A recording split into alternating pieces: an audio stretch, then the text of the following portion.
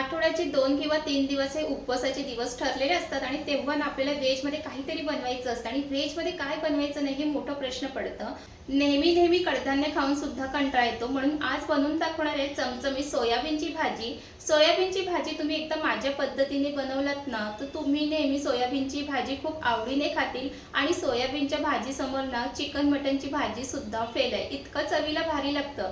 आणि ज्यांना व्हेजमध्ये प्रोटीनमध्ये काहीतरी खायचं असेल ना त्यांच्यासाठी सोयाबीन हा खूप चांगला ऑप्शन आहे। मग तुम्ही सोयाबीन ना फ्राय करून खा किंवा भाजी करून खा, काहीही करून खा, पण सोयाबीन खाल्लेलं चांगलं असतं। चला मग आजच्या या चमचमीत सोयाबीनच्या भाजीला सुरुवात करूया।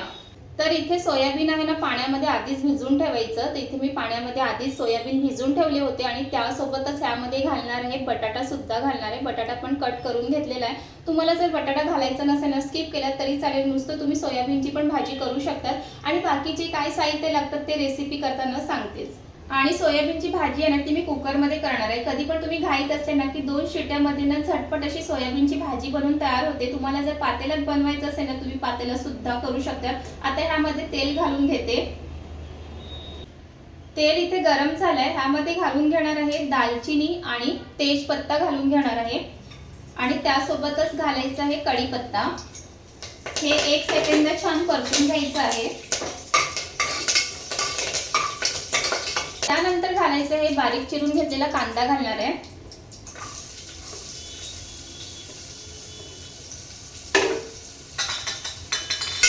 कांदा सुद्धा छान परतून घ्यायचं आहे।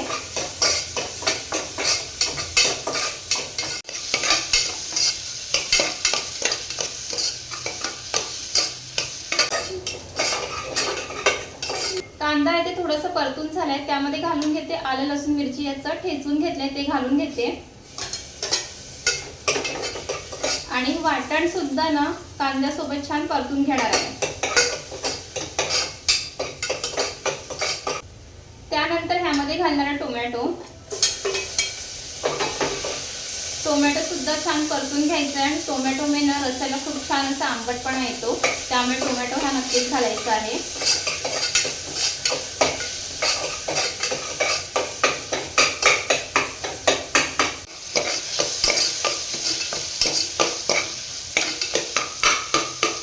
टोमॅटो पण छान परतून झाले। आता त्यामध्ये घालून घेणार आहे घरची मसाले, चवीप्रमाणे मीठ, काश्मीरी मसाला, हळद आणि घरगुती मसाला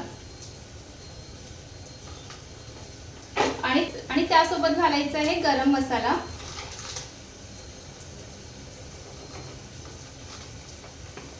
आणि हे सगळे मसाले एकदा छान परतून घ्यायचे आहे।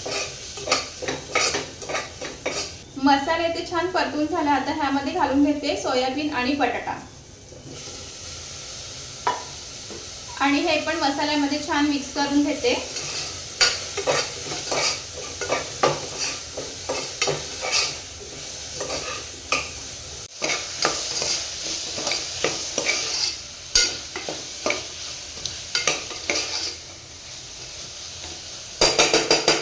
आणि ह्यामध्ये अगदी थोडंसं पाणी घालून घेते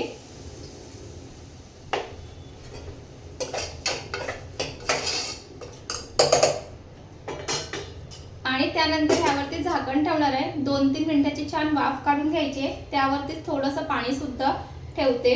त्यानंतर हेच गरम पाणी भाजीमध्ये टाकणार।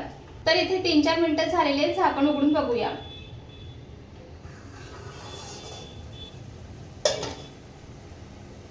आणि इथे भाजीला छान अशी उकळ आलेली आहे।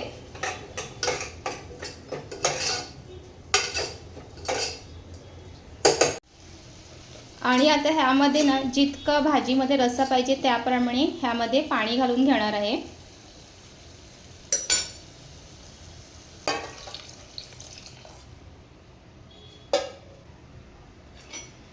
इतकं पाणी खूप झालं, तुम्हाला जर जास्त रस्सा ठेवायचा असेल तर त्याप्रमाणे पाणी ठेवा। आता कुकरचं झाकण आहे ते लावून घेणार आहे। कुकरचं झाकण लावून घेते आणि कुकरच्या ना 2 शिट्या खूप झाले। 2 शिट्यामध्ये ही भाजी खूप छान बनवून तयार होते। आता शिट्याण्याची वाट बघूया।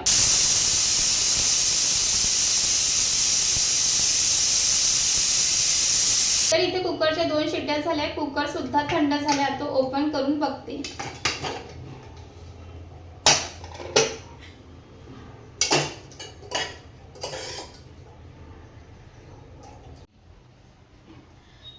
आणि इथे पाहू शकता की किती मस्त अशी ही सोयाबीनची भाजी आहे ती बनून तयार झालेली आहे. तुम्हाला जर जास्त रस्सा पाहिजे असेल तर तुम्ही जास्त रस्सासुद्धा ठेवू शकतात. मला इतका रस्सा खूप झालं आणि खरंच या पद्धतीने जर तुम्ही सोयाबीनची भाजी बनवलात ना, नेहमी तुम्ही ना सोयाबीनचीच भाजी खाते इतकी चवीला भारी लागते.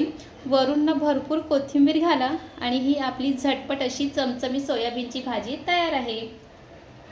जर अशी सोयाबीनची भाजी असेल ना, तर ह्यासोबत तुम्ही भात, भाकरी, चपाती काहीही खाऊ शकता. चवीला खूप भारी लागते. इथे तुम्ही पाहू शकता की किती मस्त अशी झालेली आहे. आणि तुम्हाला ही सोयाबीनची भाजीची रेसिपी कशी वाटली ना, हे नक्कीच कमेंट करून सांगा. आवडलं असेल तर लाईक करा, कमेंट करा, शेअर करा आणि अजून तुम्ही आपल्या चॅनलला सबस्क्राईब केलं नसेल तर सबस्क्राईब करून घ्या. पुन्हा भेटूया अशाच एका नवीन रेसिपीसोबत. तिथपर्यंत मस्त खा, मस्त राहा. बाय.